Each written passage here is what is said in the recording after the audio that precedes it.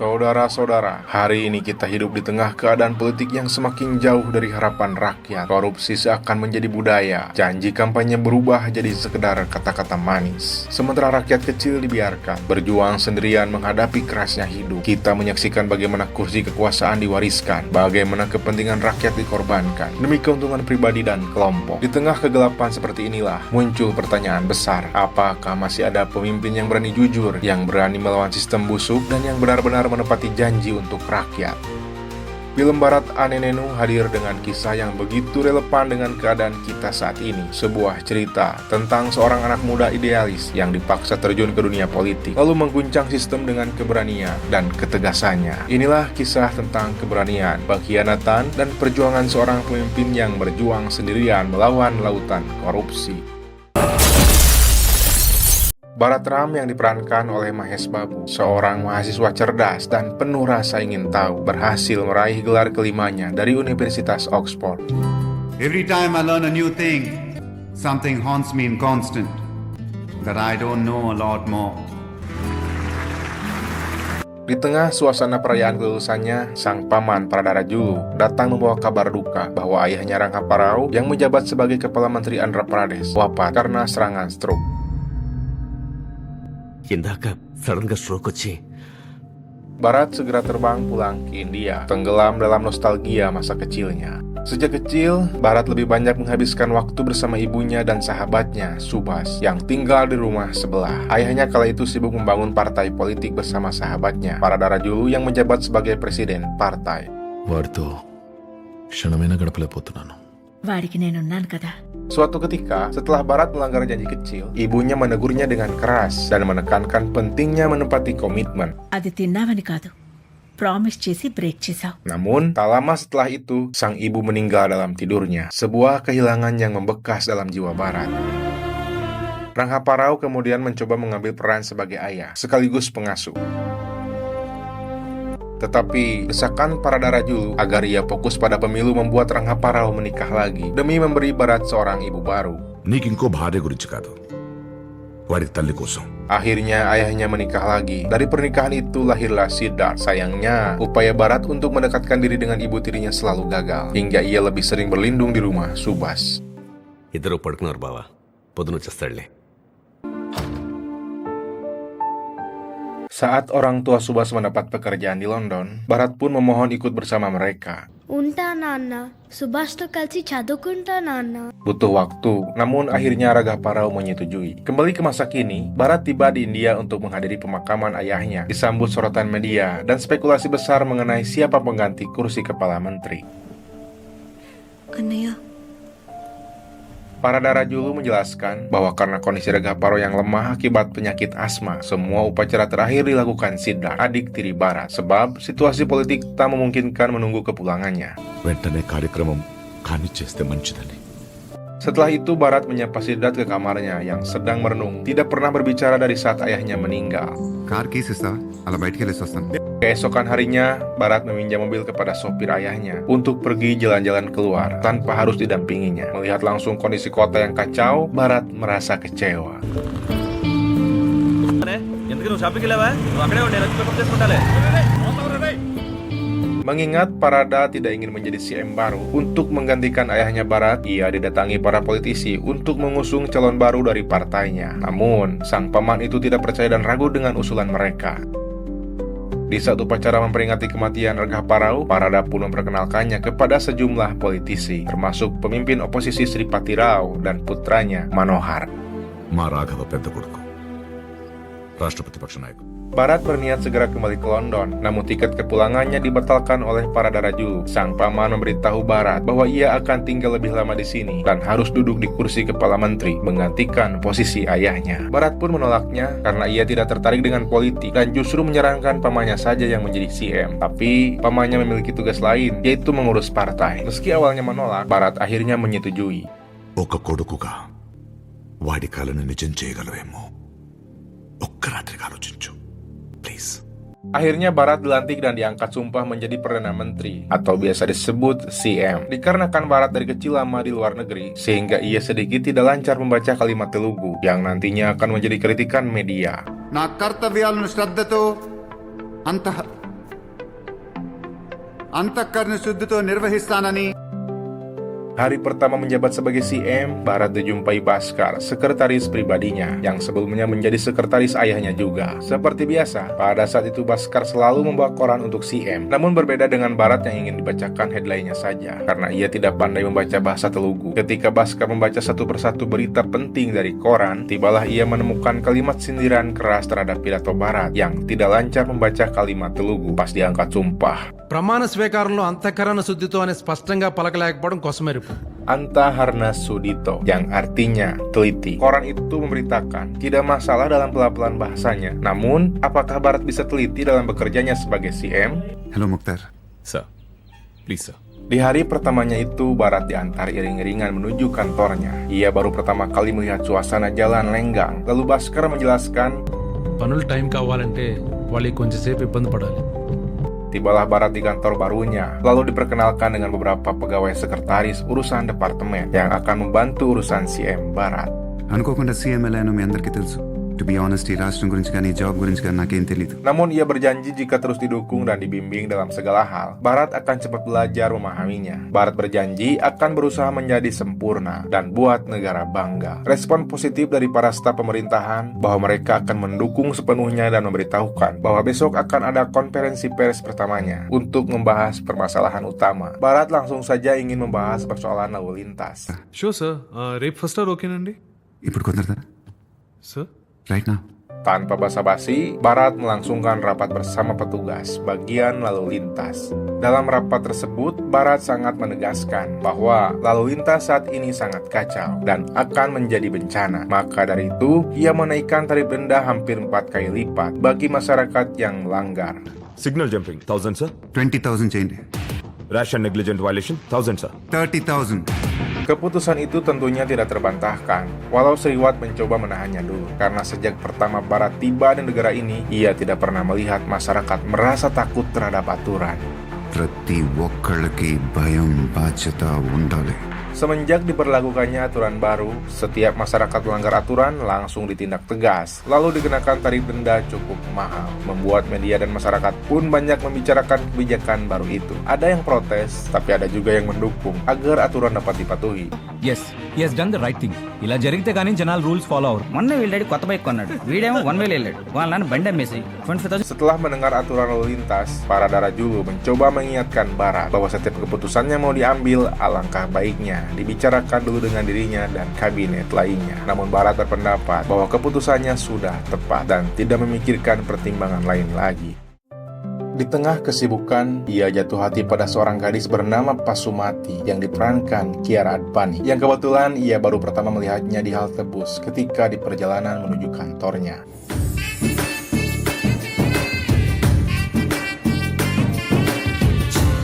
Ketika sampai di kantornya, sudah banyak para wartawan ribut menanyakan alasan soal kebijakan baru terkait lalu lintas yang dirasa mereka keputusan itu tidak diambil tanpa berpikir dulu dan memberatkan masyarakat. Bharat cukup menjawab dengan satu kalimat saja. అంతఃకరణ శుద్ధితో. Di sisi lain, di rumah Pasumati, teman-temannya banyak membicarakan CM Bharat yang tampan, masih bujang, belum punya pasangan, dan berkhayal jika mereka memiliki peluang apakah ingin menikahinya atau tidak. Sudah pasti teman satunya lagi ingin menikahinya. Berbeda dengan Pasumati yang tidak berpikir sedikit pun memiliki peluang itu, karena peluang itu sangat mustahil baginya. Hello hello Vasumathi ఉందండి? నా పేరు భరత్ అండి. ఏదో సీఎం భరత్ లా చెప్పావు. ఏ Bharat? Ternyata CM Bharat menelpon, namun temannya itu tidak percaya bahwa orang di telepon itu adalah CM Bharat dan malah memarahinya. Setelah beberapa kali menelpon, akhirnya Pasumati menjawab telepon itu dan ia diminta Bharat untuk menghubungi nomor sekretaris negara agar mereka percaya bahwa orang yang menelpon itu adalah Bharat. Hello madam 1 second CM గారికి కనెక్ట్ చేస్తున్నాను. Dan benar saja, setelah Pasumati mencoba menghubungi nomor tersebut, ternyata memang benar orang yang menelpon itu adalah CM Bharat. Setelah itu, Bharat mengajaknya bertemu untuk ngopi besok pagi. Bharat hi sir, Vasumathi. I know And you are? Barat, pria yang selalu jujur. Ia mengakui mengagumi keindahan Pasumati yang natural ketika ia diam-diam melihatnya di halte bus di saat konvoi ke kantornya. Pasumati juga menyukai aturan lalu lintas yang Barat saat ini terapkan. Girlfriends? No. Pertemuan singkat berkembang menjadi hubungan romantis yang manis. Tanpa pengalaman politik, Barat justru tampil berani, kebijakan ketat, dan gagasan progresifnya menata kembali hukum dan ketertiban. Namun, kebijakan tersebut memicu amarah pihak oposisi. Dalam rapat dewan, pimpinan oposisi Sripati Rao mengatakan dengan tegas bahwa ia ragu dengan kebijakan CM baru Barat Trump. Pemerintah harusnya melindungi rakyat, meringankan beban rakyat dengan adanya aturan denda yang sangat mahal sekarang justru sudah menghisap darah rakyat dan menuduh pemerintah ingin memeras rakyat. Pernyataan itu dibantah oleh anggota dewan lainnya bahwa mereka juga melakukan hal yang sama. Setelah kericuhan tersebut dihentikan moderator, Sripati Rao melanjutkan statementnya bahwa ia tiap pagi melihat seorang buruh mengantar anaknya sekolah dan pergi ke kantor. Jika terlambat ke kantor, maka akan menjadi masalah baginya. Untuk menghindari keterlambatan itu akibat macet, seorang buruh itu terpaksa melawan arus. Lalu pantaskah didenda Rp30.000 yang senilai 5,5 juta rupiah. Bagaimana ia bisa mencukupi kebutuhan keluarganya dalam waktu sebulan? Barat dipersilahkan untuk menjawab terkait keluhan yang sudah dilontarkan Sripati Rao. దీనికి చాలా simple solution ఉంది madam speaker. ఎవరు ఫైన్స్ కట్టాల్సిన పని లేదు. ఉన్న traffic rules as it is గా పాటిస్తే ₹1 కట్టాల్సిన పని లేదు. వాళ్ళ జీతంతో వాళ్ళు హ్యాపీగా బతికేచ్చు. Dan terkait seorang buruh tadi yang Sripati Rao kenal, karena dia melawan arus jadi kena denda, lalu bagaimana kebutuhan sebulannya? Kita masih bisa hidup bahagia dengan pengiritan. Tapi, jika dia lawan arus lalu mati akibat kecelakaan lalu lintas, maka keluarganya akan kehilangannya. Dan siapa yang akan bertanggung jawab? వాళ్ళకి మంచి చేయటానికి తప్ప వాళ్ళు తప్పు చేస్తే సమర్థించడానికి కాదు. Mulai sekarang, semua harus mematuhi aturan lalu lintas dan akan ditindak tegas bagi mereka yang tidak membayar denda.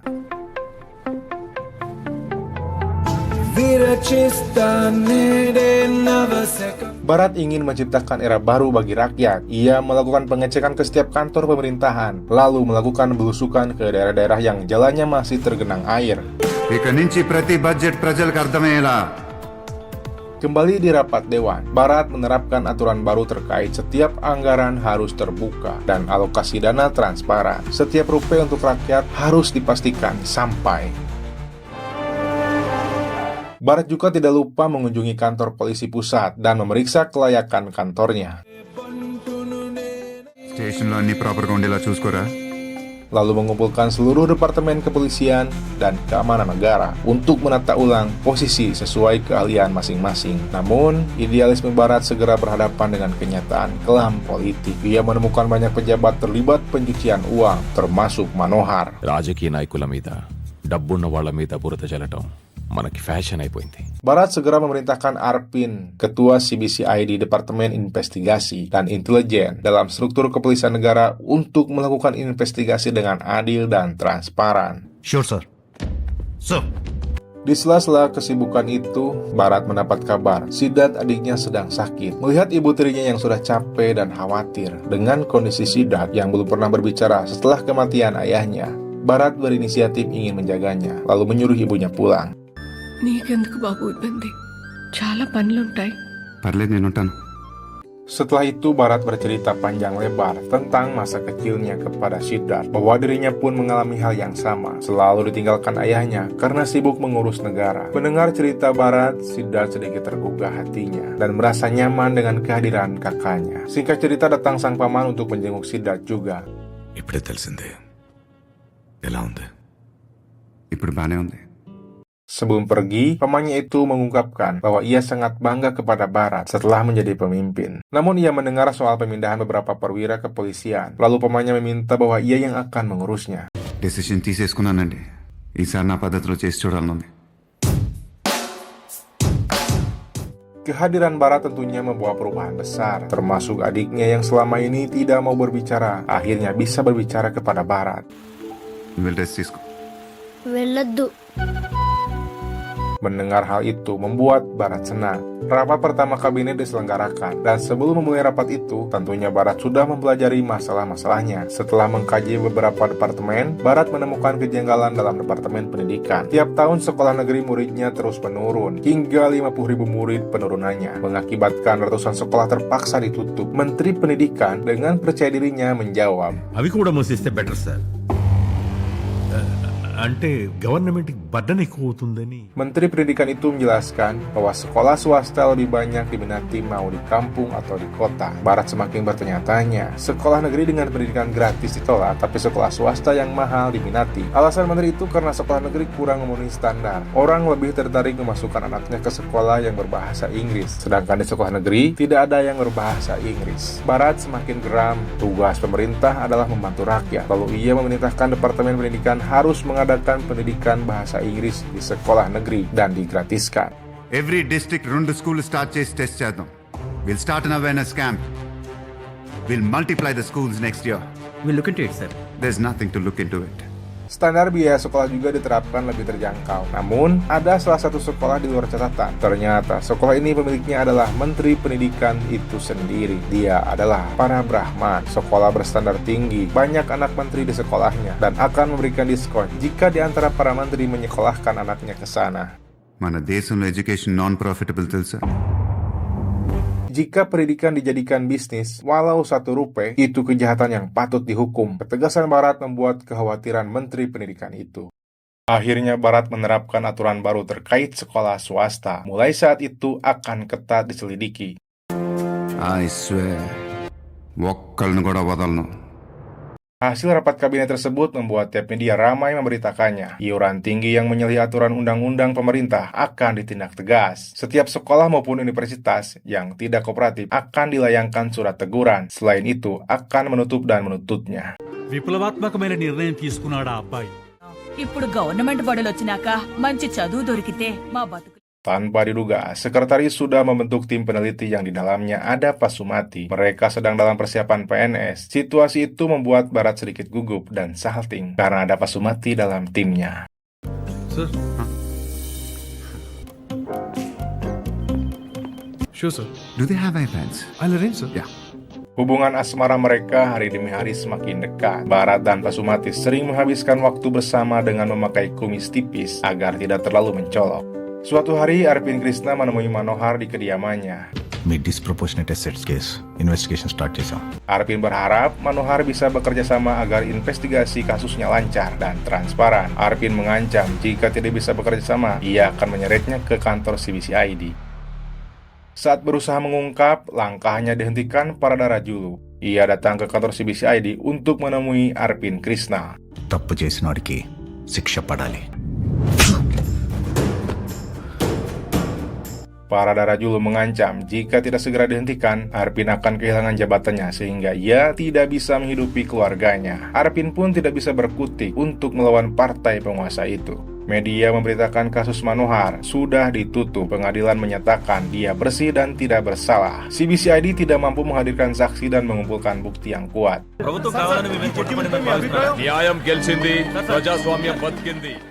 Fenomena ini menuai kritikan dari masyarakat bahwa pemerintah sudah buang-buang waktu untuk mengungkap kasus Manohar yang sudah lama dikubur sebelumnya. CBCID kini diragukan kredibilitasnya karena tak sanggup membuktikan ke pengadilan. Setelah kejadian itu, sang paman Paradara Julu menghubungi Barat untuk mengundangnya ke acara pesta politik. Barat terkejut melihat eratnya jaringan korupsi yang terjalin. Ia pikir tamu penting yang dikatakan pamannya akan membahas hal penting, tapi ternyata lain. Pamannya mengajak Barat ke acara itu karena belum pernah berkumpul setelah Barat menjadi CM. Dalam acara tersebut, para politisi secara tidak langsung ingin memperingatkan Barat terkait kebijakannya dan mengajak kesepakatan seperti apa yang sudah dilakukan mereka sebelum-sebelumnya. Para politisi merasa tidak adil karena Barat mengusik semuanya, dari rakyat hingga pimpinan politik, karena kesepakatan dari dulu mereka saling melindungi siapapun yang berkuasanya. ఇలాంటి చెత్త అగ్రిమెంట్ గురించి ఇప్పుడే వింటాం. Manohar ikut bersuara menanggapi argumen Barat. Ia yang berlagak sombong karena selamat dari kasusnya. Manohar mengejek janji yang sudah dikatakan Barat, yang katanya untuk berjanji memberi keadilan pada rakyat. Tapi Manohar masih bisa mendapatkan apapun yang dia inginkan. Bahkan, siapapun yang berani menentangnya akan lenyap. Sang paman pun mengatakan bahwa dalam dunia politik hal seperti ini sudah biasa. Dan intinya, cukup nikmatilah kekuasaannya saat ini. Tapi Barat, ఇలాంటి తప్పుడు యదవను కాపాడి అదేదో పెద్ద గొప్ప పనిలా ఫీల్ అవుతున్నారా?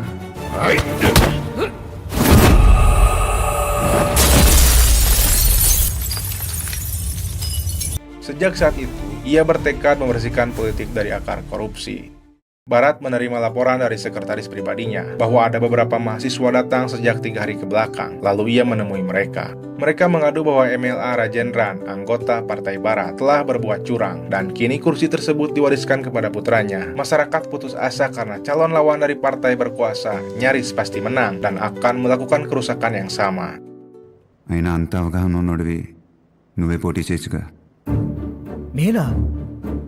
Karena Ramana tahu kondisi desanya, tahu penduduknya, tahu masalahnya, dan semuanya ia tahu. Jika Ramana dan teman-temannya tahu masalahnya, kenapa tidak masuk ke sebab masalahnya? అధికార పార్టీ తరపు అభ్యర్థి గెలుపు లాంఛనమే అని అనుకున్నారంతా కానీ అనూహ్యంగా Ramana Meski awalnya mereka takut untuk maju, tapi Barat menjamin bahwa ada dia di belakangnya. Ramana pulang ke desanya melakukan kampanye ke setiap penjuru desa. Respon masyarakat sangat baik dan mendukung. Suasana partai politik kini memanas, terutama di kubu partai berkuasa. Damu dan anaknya pergi menemui para Darajulu, melaporkan bahwa Barat malah mendukung kandidat baru dari Independen, sehingga partai mereka akan melawat ketua menteri dari partai mereka sendiri. Para Darajulu tidak berkomentar panjang lebar. Ia hanya mengingatkan bahwa dulu Ayah Ragu memiliki saingan yang sangat kuat untuk menjadi pemimpin di desanya. Bahkan mereka dibuat hilang. Lalu, sekarang ada kandidat lemah yang entah siapa orangnya, lalu merasa takut dan melapor padanya. Cukup lawan saja.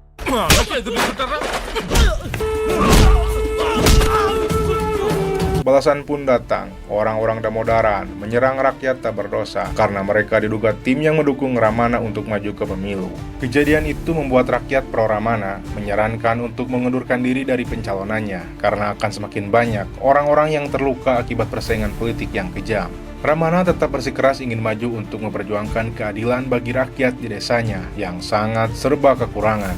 Walaupun orang-orang di desanya itu justru menyuruh Ramana yang berpendidikan untuk pergi saja ke kota mencari pekerjaan yang layak. Barat mengirim polisi rahasia untuk melindungi Ramana dengan memerintahkan Muhtar untuk mengatur semuanya tanpa diketahui siapapun, bahkan oleh Ramana sendiri.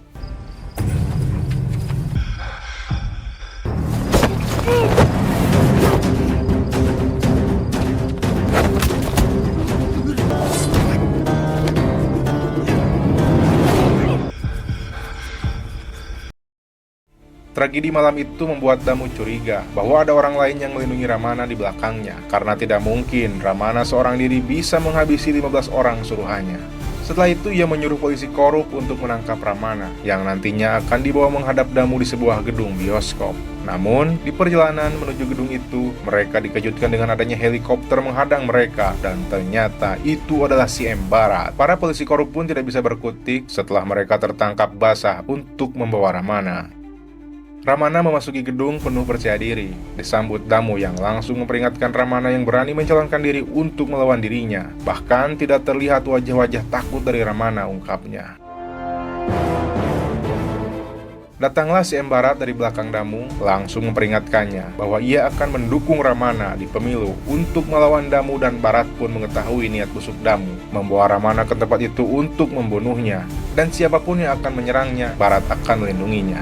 Barat yang tadinya datang untuk memperingatkan saja, malah ditantang Damu dan mengejek bahwa Barat hanya kuat karena pengawalnya saja.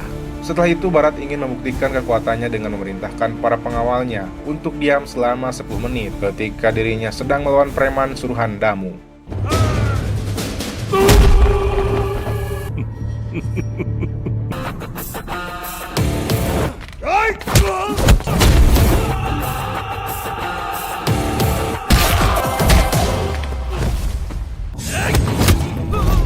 Barat berhasil menumbangkan preman-preman itu sendirian, membuat Damu tidak bisa berkutik lagi. Ketika anaknya ingin membalas, langsung ditampar olehnya karena tidak akan mampu mengalahkan si M. Barat. Akhirnya Damu mempersilahkan Barat untuk pergi dengan sopan dan akan berjanji mengikuti pemilu yang bersih berjalan dengan damai. Barat pun pergi, satu lagi. Dikarenakan cuaca tidak mendukung saat itu, heli yang akan menjemputnya tidak bisa datang. Akhirnya Barat akan menginap di desa, lalu disambut masyarakat.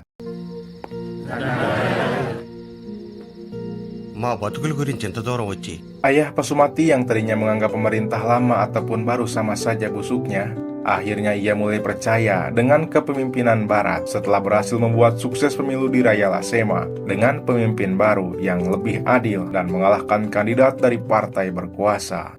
ముఖ్యమంత్రి భరత్ తన దృష్టిని గ్రామాల వైపు మళ్లించారా?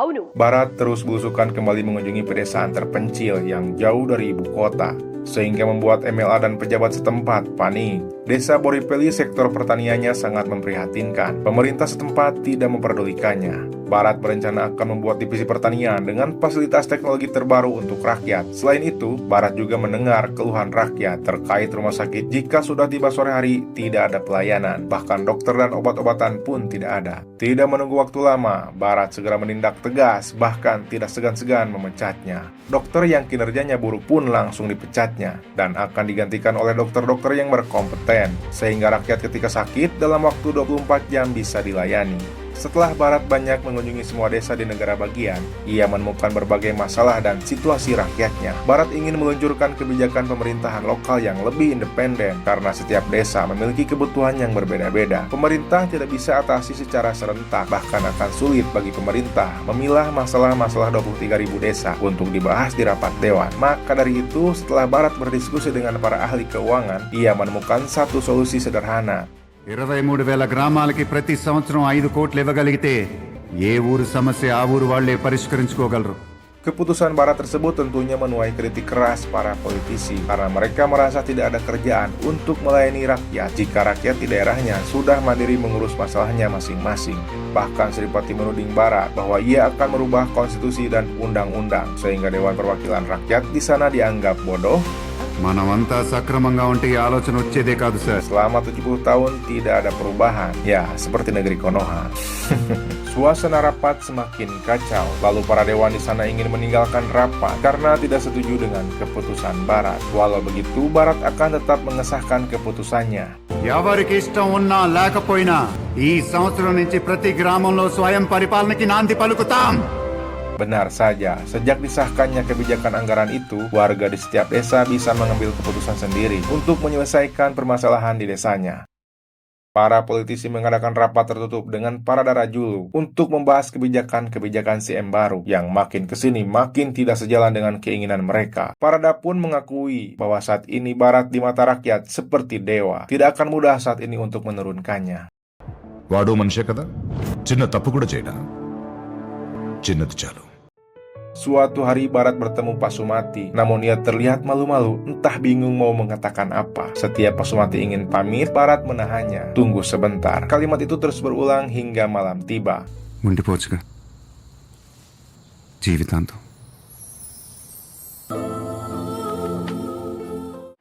Keesokan harinya, Sriwat yang pro partai penguasa memberikan informasi bahwa intelijennya menemukan Barat terlihat dengan seorang gadis, anak dari seorang kepala polisi, Canda Nagar.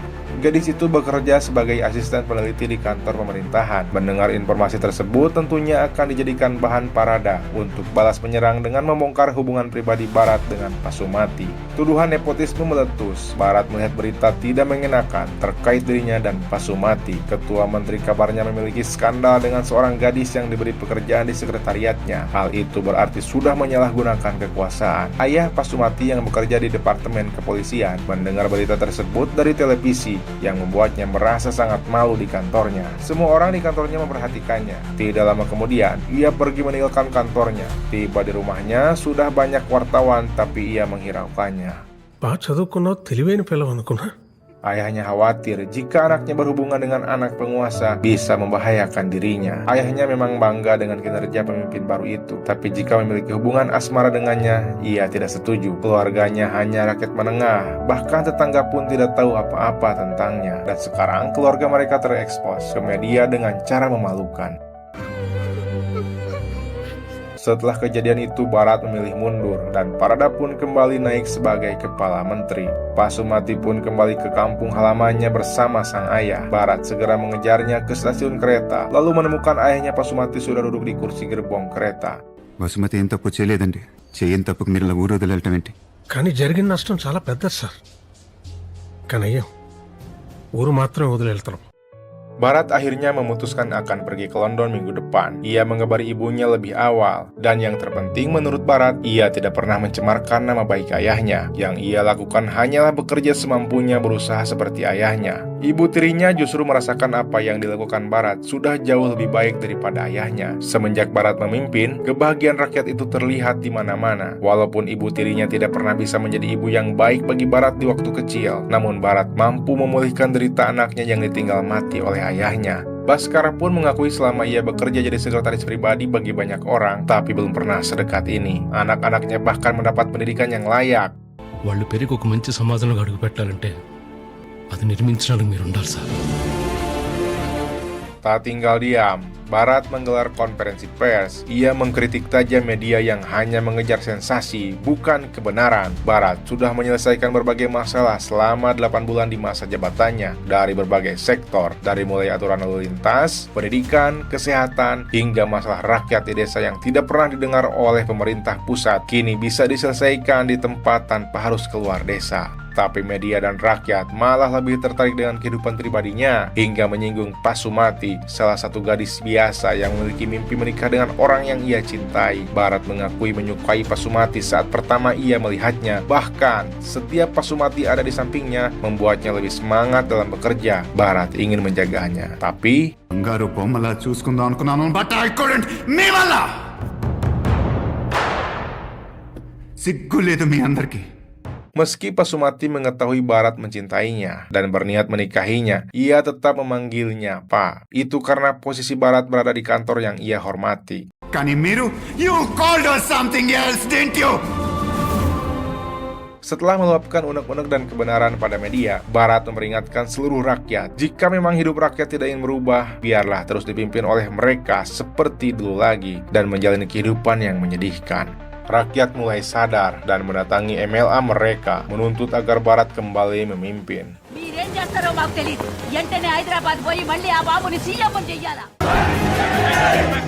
Para politisi partai dan oposisinya mengadakan rapat darurat bersama Parada. Mereka mengeluhkan kondisi di setiap daerah hari demi hari semakin memburuk. Rakyat terus mendesak pemimpin politisi untuk segera memilih menaikkan kembali CM Barat. Maka dari itu Parada disarankan untuk turun kembali dan menjadikan Barat CM lagi, agar rakyat kembali tenang. Meskipun berat, tapi lebih baik segera dilakukan. Sementara itu, Arvin Krista mengabarkan temuan penting. Seorang wartawan yang bersembunyi di desa ternyata sempat bertemu Ragha Parao, ayahnya Barat, sebelum meninggal. Shocking ఏంటంటే మీ నాన్నగారి డెత్ వెనకాల కూడా చాలా మిస్టరీ ఉందని అతను అనుమానం sir. Akhirnya Barat bersama Muhtar mencari keberadaan wartawan itu. Ia dikabarkan sembunyi di desa kecil dekat Berhampur di Orissa. Barat berhasil menemukan seorang wartawan investigasi senior yang bersembunyi di sebuah desa terpencil. Ia bernama Mitra. Barat langsung menanyakan intinya. Ketika ayahnya sebelum meninggal, wartawan itu mengunjunginya untuk memberikan isu penting. Setelah itu wartawannya menghilang. Pada saat itu ia menceritakan informasi sensitif kepada ayahnya bahwa salah satu anak partai oposisi memiliki aset yang janggal, tapi tidak ada yang berani bertindak. Jadi Mitra memutuskan untuk menyelidikinya sendirian. Ia menemukan salah satu nama yang ikut andil dalam proyek properti ilegal. మీ ప్రాణ స్నేహితుడు నానాజీ ఏలియస్ వరదరాజులు గారు. ఏం మాట్లాడుతున్నారు? Setelah mengetahui informasi tersebut, Ragha Parao pun tidak langsung percaya karena sahabat yang ia percayai berbuat seperti itu. Dan Mitra pun awalnya tidak percaya, tapi ia gali lebih dalam hingga menemukan lebih jelas bahwa Parada Rajulu selalu ikut andil dalam perbuatan busuk anak partai oposisi itu. Kemudian, beberapa hari setelah itu, ayahnya meninggal secara mendadak. Otopsi tidak dilakukan, bahkan kremasi pun tidak. Semua itu tampak mencurigakan, sehingga Mitra merasa tidak aman lalu ia kabur tinggalkan kota bersembunyi di desa terpencil. Semua informasi dan bukti-buktinya ia simpan di sebuah drive. Selesai mendapatkan informasi tersebut, Barat pulang kembali bersama Muhtar. Namun ia dibuntuti orang-orang suruhan Parada Rajulu yang ingin membunuhnya.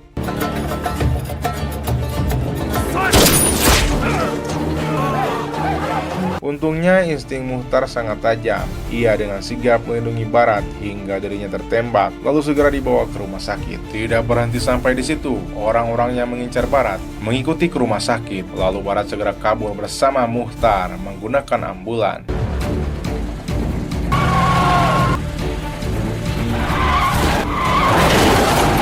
Barat sengaja membawa mereka ke tempat yang sepi untuk menghindari keramaian agar tidak melukai warga. Muhtar menyarankan untuk kabur karena orang yang mengejarnya sangat banyak, tapi Barat menolaknya. Daripada kabur, ia lebih memilih menyingkirkan mereka.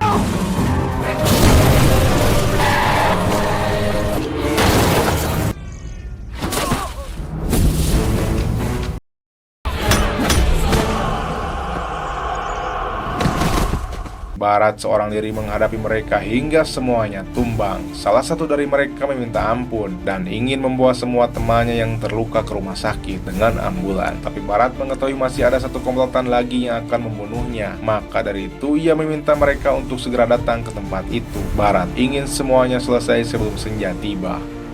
Kelompok kedua sudah tiba. Kali ini premannya lebih banyak, namun tidak membuat Barat gentar sedikit pun. Ia langsung bergegas melawan mereka sendirian. Saat pertarungan sengit dimulai, rakyat bangkit dan datang melindungi pemimpin mereka.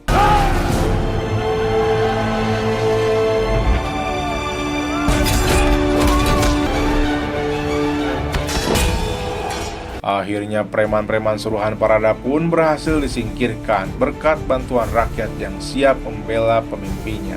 Lalu rakyat mengantar Barat menuju tahta yang seharusnya ia tempati.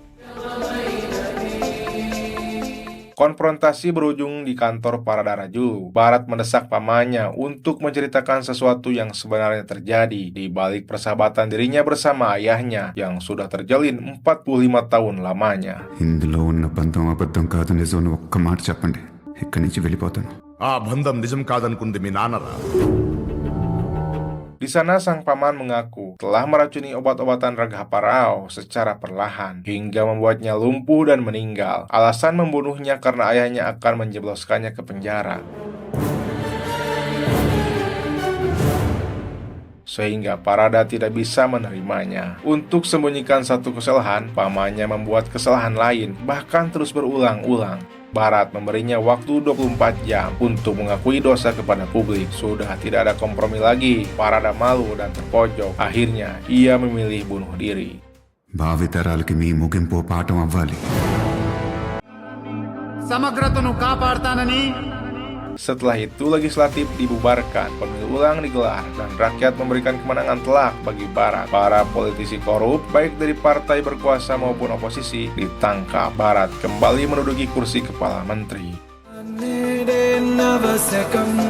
Di akhir perjalanan, Barat mengunjungi desa Pasumati bersama keluarganya. Di hadapan orang-orang terkasih, ia melamar gadis pujaannya itu dengan ketulusan. Demikianlah alur cerita film Barat Ane Nenu, sebuah kisah yang bukan hanya tentang politik dan kekuasaan, tapi juga tentang integritas, keberanian, dan tanggung jawab seorang pemimpin. Barat mengajarkan kita bahwa perubahan besar hanya bisa terjadi ketika seseorang berani berdiri tegak melawan arus korupsi dan ketidakadilan, meskipun harus berhadapan dengan pengkhianatan dan pengorbanan. Dari kisah ini kita bisa belajar, kualitas pemimpin sejati adalah membentuk masyarakat yang tidak bergantung kepada pemimpin. Jika dalam penyampaian alur cerita ini ada kekurangan informasi atau kalimat yang kurang berkenan, saya mohon maaf sebesar-besarnya. Semoga konten ini bisa memberi inspirasi dan hiburan untuk kalian semua.